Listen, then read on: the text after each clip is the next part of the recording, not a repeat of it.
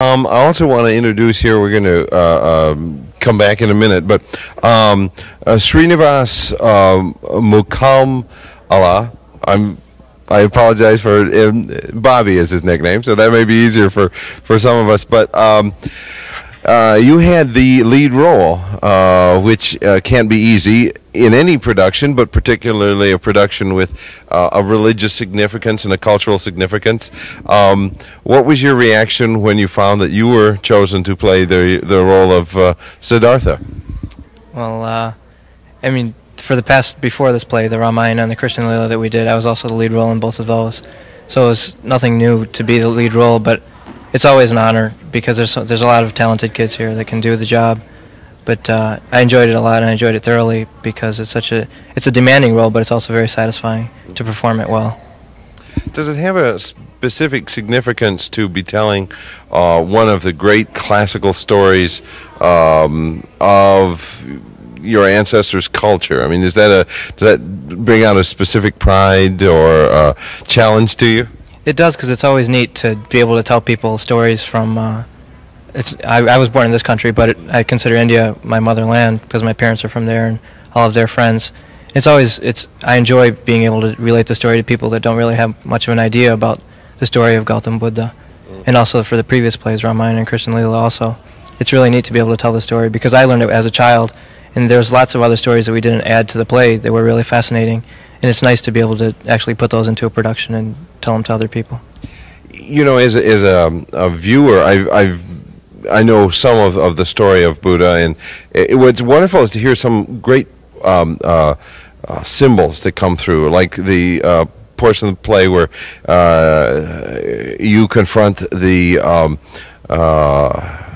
robber, and you tell him to pull a leaf off a tree. That's a very powerful metaphor, which most Westerners probably haven't heard. It's very like most powerful metaphors. It's very simple. It's very clear, and yet everyone can understand it. That particular scene is very difficult to stage because it is. How should the halo around him, Buddha, and it is the power of Buddha that stops him from attacking, stops the robber from attacking him. And to stage that was very hard. I work with such a small budget that it's very, very difficult. You might have idea in the head, but to translate it was very hard. And I think I went over and over and over many stories, and I don't know if this particular segment has really happened that way. But I came across it somewhere in some reference, and that's how it was included in it. I thought it will get the idea across for the American audience. As a writer, were you then able to simply look at this vast body of literature and stories and just choose what you wanted to put in here? This is not an adaptation of a other script or traditional play. This is something that you chose these scenes as the writer. They are not hypothetical at all. No, they have some historical background. Oh, yeah. And yes, and I don't choose them unless I find at least some reference somewhere. They are not created on my own. What I meant was not that you made the stories up, but that this was not a variation of a set play. In other words, you looked at the whole life of Buddha and came up with, I will tell these 5 or 6 stories. Exactly. That's how it happens, yeah. Okay. You read the whole thing. Is this similar to the sort of plays one would find performed in the villages or the cities of India? I would think so. I would think so. It's a secret that I have to share, I guess. Before I came to America, I have never seen a play in India.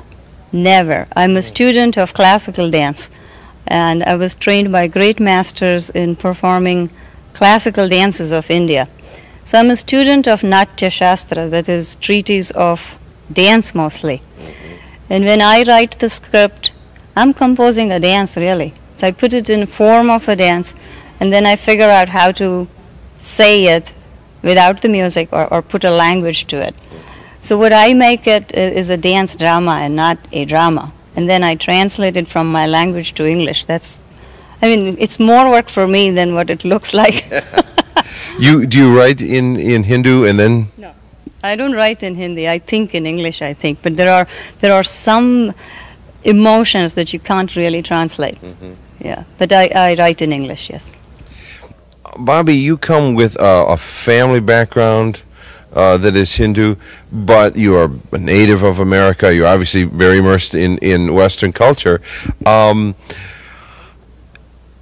How does this process play with you? It must be interesting to be in two very dissimilar worlds like this. Yeah, it was really hard growing up because really, I mean, I'm like the first generation here whose parents came from abroad, and I'm being raised here. And it's hard to integrate during school years. I mean, especially during elementary school and junior high, the two cultures. Like, you go to school and you're totally in a Western culture, and you have to act as one would in a Western culture, and you come home, and everything about you is Indian. I mean, the decorations in the house, the food is Indian, everything, and plus the morality, like the Western morals and Eastern morals. I mean, there's a big difference in how parents raise their kids, I think. And it was difficult growing up, but now, just with a little bit of practice, I mean, you can integrate the two, and I think most of us in this community did a really good job of balancing the two cultures. Preserving the Eastern one is probably most important, because I can see how, given this difficulty, most people would tend to totally adopt the Western culture and tend to let the Eastern culture drift off a little bit because of the pressures on them, you know, by their peers and everything. But I think the kids in this community, especially because we have a Sunday class every Sunday that meets, and we did a really good job, I think, of preserving the Eastern culture here. I would like to say something here. Something that Bobby said, it's so valuable. The children in the community are not belonging necessarily just to their parents. All other Indian parents are their uncles and aunts. Like, in some way, I am Bobby's auntie, and he addresses me as auntie, and so forth. And what makes things work is we are one large family. All children that are in the community are our own kids, and just as their parents look after them, we look after them, and we take responsibility for them when they are with us.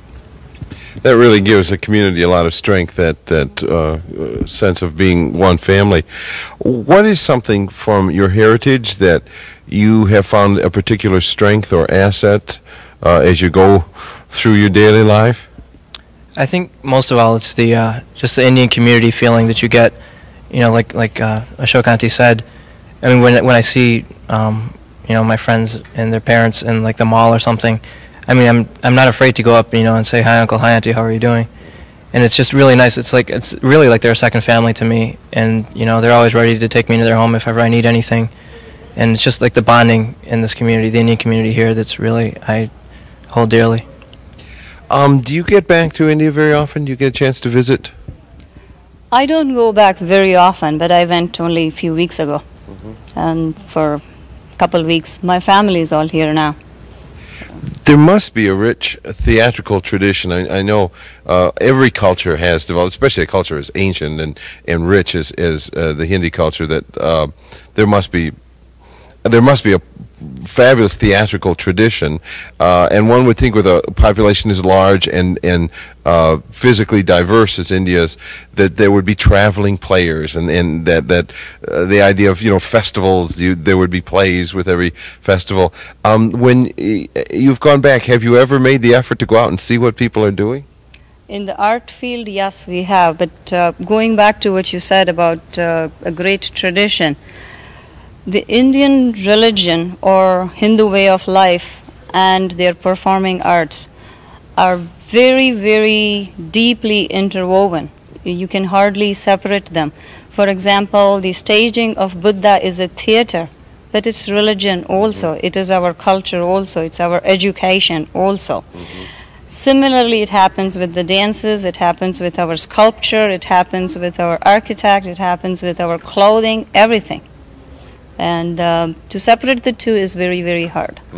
But yes, I do go and see theaters and see what changes have happened. And there is a slight modernization that also I noticed this time.